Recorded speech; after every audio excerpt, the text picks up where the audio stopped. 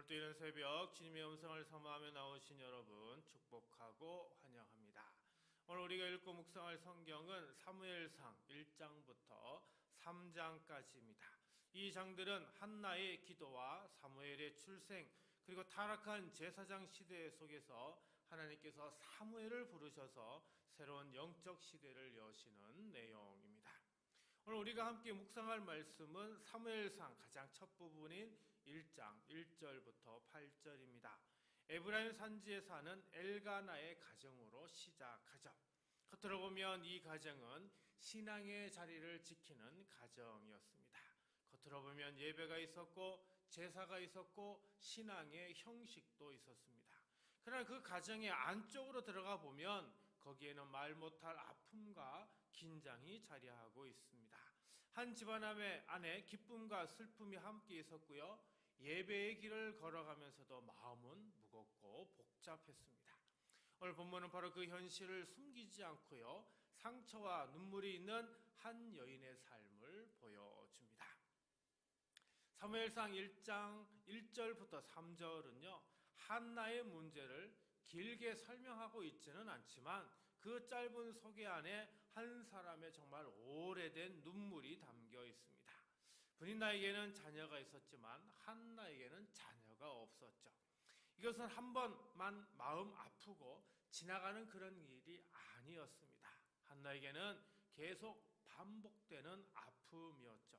3절 말씀 볼까요? 이 사람이 매년 자기 성읍에서 나와서 실로에 올라가서 만군의 여호와께 예배하며 제사를 드렸는데 엘리의 두 아들 홈니와 비느하스가 여호와의 제사장으로 거기에 있었더라. 자, 여기 보면 올라가다라고 하는 단어가 나옵니다. 알라라고 이렇게 발음하는데요. 이 말은 단순히 장소를 옮겨간다는 뜻이 아니라 아래에서 위로 올라간다 이런 뜻이 있습니다. 다시 말해서 이 말은요, 일상의 자리에서 하나님이 계신 예배의 자리로 나아간다 이런 의미가 담겨져 있죠. 그 다음에 예배하다는 단어가 나오는데요, 샤하라고 발음하는데 몸을 굽히다, 엎드리다, 경배하다 이런 뜻이 있습니다. 그러니까 예배는 그냥 종교 행사를 뜻한다는 그런 뜻이 아닙니다. 내 형편과 내 마음을 가지고 하나님 앞에 자신을 낮추어 드린다는 그런 의미가 담겨져 있죠. 즉 한나는 아픔이 있는데도 올라갔고요, 상처가 있는데도 예배했습니다. 문제가 사라져서 올라간 게 아닙니다. 눈물이 멈춰서 예배한 게 아닙니다. 아픈 마음을 안고 하나님께 나아간 것이죠. 한나는 반복되는 아픔 때문에 하나님을 떠난 사람이 아니라 반복되는 아픔 속에서도 예배의 자리를 지킨 사람입니다. 이것이 바로 믿음이죠. 믿음은 아픔이 없는 상태가 아닙니다. 믿음은 아픔이 있어도 하나님께 나아오는 것이죠. 사랑하는 성도 여러분, 하나님은 반복되는 아픔 속에서도 예배의 자리를 지키는 성도를 정말 귀하게 여기십니다. 그러므로 우리는 문제가 길어져도 예배를 절대 놓지 말아야 합니다. 눈물이 있어도 하나님께 올라가야 합니다.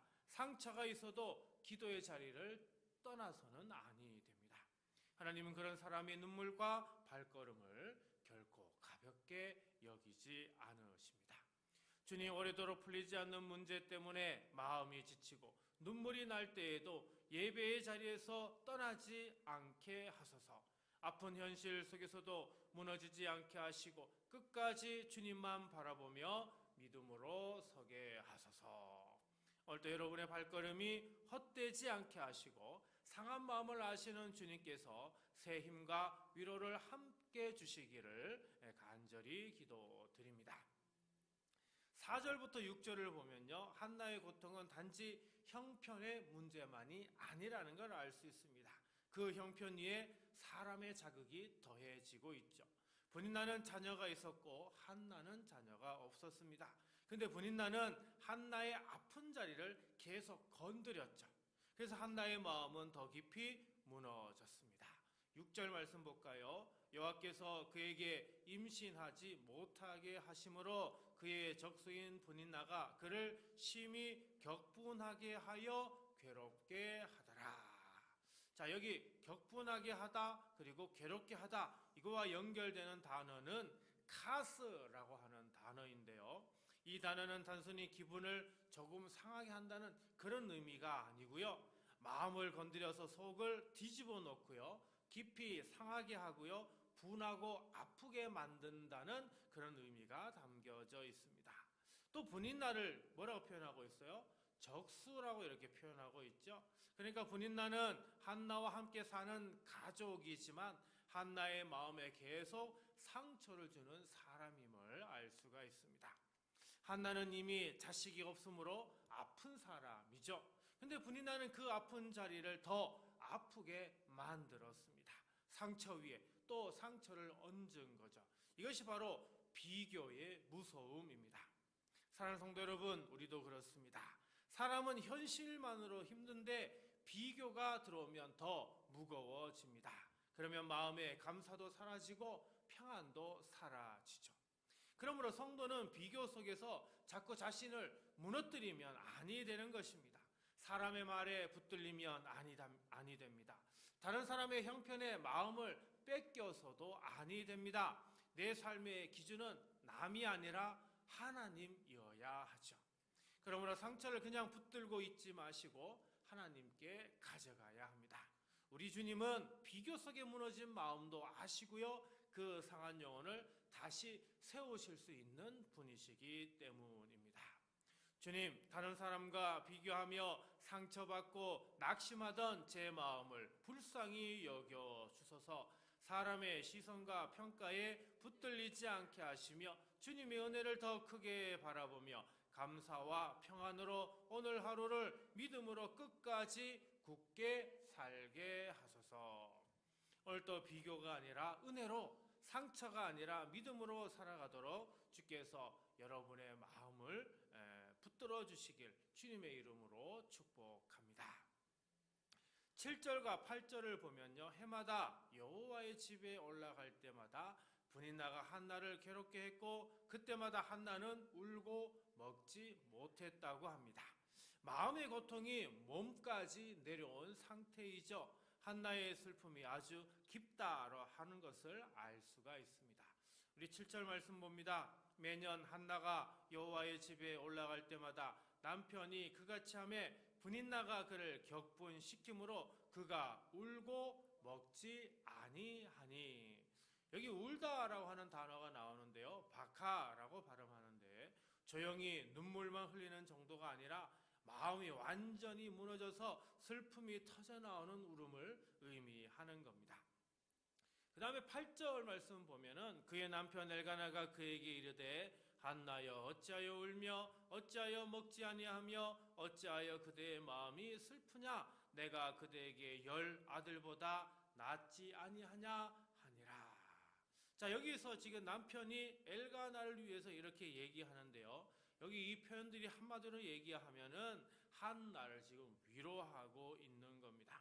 하지만 그 위로가 한나의 깊은 슬픔을 만져주지 못했다라고 하는 것을 알 수가 있습니다. 여러분, 이것이 우리의 현실입니다. 가까운 사람이 있어도 내 마음을 다 설명할 수 없을 때가 있죠. 사랑하는 가족도 믿음의 사람도 친한 친구도 내 안에 있는 깊은 슬픔을 끝까지 다 이해하지 못하고 그리고 우리를 위로하지 못합니다. 그래서 사람은 점점 더 외로워질 수밖에 없죠.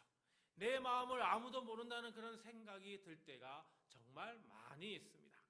그러나 오늘 말씀은 바로 그 지점에서 우리에게 소망을 줍니다. 사람은 다 몰라도요, 하나님은 아십니다. 사람은 내 사정을 다 헤아리지 못해도 하나님은 다 알고 계십니다. 내가 왜 우는지, 내가 왜 지쳤는지, 왜 밥이 넘어가지 않는지 하나님은 이 모든 것을 다 아시죠. 신앙은 사람에게 완전히 이해받는 데서 사는 것이 아닙니다.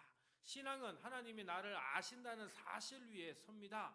한나의 눈물을 아셨던 하나님께서 오늘 우리의 눈물도 아십니다. 그리고 그 아는 주님 앞에 나아갈 때 슬픔은 기도가 되고요, 눈물은 은혜의 통로가 되는 겁니다. 주님, 제 깊은 슬픔을 사람들에게 다 이해받지 못해도 낙심하지 않게 하소서. 저를 아시는 하나님 앞에 숨김없이 나아가 눈물로 기도하며 오늘 또 주님의 위로와 평안으로 제 마음을 믿음으로 굳게 붙들어 주소서. 오늘 또 깊은 슬픔을 아시는 하나님께서 여러분의 마음을 어루만져 주시고 사람의 위로를 넘어서는 하늘의 평안으로 붙들어 주시기를 주님의 이름으로 축원드립니다. 오늘 말씀을 생각하며 다음 세 가지를 놓고 우리 함께 기도하도록 하겠습니다. 주님, 반복되는 아픔 속에서도 예배의 자리를 지키며 낙심하지 않고 끝까지 주님께 나아가게 하소서. 주님, 비교로 상한 마음을 붙들어 주시고 사람의 시선보다 주의 은혜를 더욱 바라보게 하소서. 주님, 사람에게 다 말 못할 슬픔까지 아시는 주님의 위로로 흔들리는 마음을 더욱 굳게 하소서. 이 시간 이 세 가지 기도 제목으로 우리 함께 기도하고요. 주기도문으로 마치도록 하겠습니다. 기도합니다. 사랑과 은혜가 풍성하신 하나님 아버지, 이런 새벽 잠을 깨워 주님의 전으로 주님의 말씀 앞으로 주님의 은혜 앞으로 나오게 하여 주시니 감사드립니다. 주님, 반복되는 아픔 속에서도 예배의 자리를 지키게 하여 주옵소서. 기도해도 금방 달라지지 않는 현실 앞에서 낙심하지 않게 하시고 문제의 크기보다 하나님이 더 크심을 바라보게 하옵소서. 우리의 형편 때문에 예배를 놓지 않게 하시고 마음이 지칠수록 더 주님께 가까이 나아가게 하여 주옵소서. 주님, 비교로 상한 마음을 고쳐 주옵소서. 다른 사람의 형편, 다른 사람의 말, 다른 사람의 모습 때문에 흔들리고 무너졌던 마음이 있다면 이 시간 주님의 손으로 어루만져 주옵소서.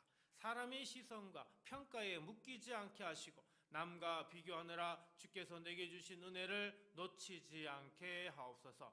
불평 대신 감사하게 하시고 열등감 대신 믿음을 주시고 상처 대신 주님의 평안이 마음을 다스리게 하옵소서. 주님, 사람에게 다 말하지 못한 슬픔까지 아시는 하나님, 성도들의 깊은 마음을 만져 주옵소서. 가까운 사람도 다 이해하지 못하는 눈물과 답답함이 있을 때 사람의 위로만 붙들다가 더 지치지 않게 하시고 우리를 깊이 하시는 주님 앞에 정직하게 나아가게 하옵소서.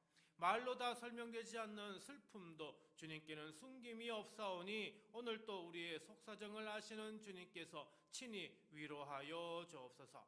이 새벽에 나온 사랑하는 성도들의 가정 위에 복을 주시고 자녀와 일터와 건강과 관계의 문제들 가운데 주께서 선한 길을 열어 주옵소서. 병중에 있는 성도들에게는 회복의 은혜를, 마음이 지친 성도들에게는 하늘의 평안을, 눈물로 기도하는 성도들에게는 기다릴 힘을 주시옵소서. 우리 둔포성도 교회 위에도 은혜를 더하여 주셔서 상처 입은 영혼들이 말씀과 기도 가운데 살아나게 하시고 예배의 자리를 지키는 교회, 눈물의 기도를 품는 교회, 하나님의 위로를 전하는 교회 되게 하옵소서. 이 모든 말씀 우리를 온전히 위로하여 주시는 예수 그리스도의 이름으로 축복하며 간절히 기도하옵나이다. 아멘.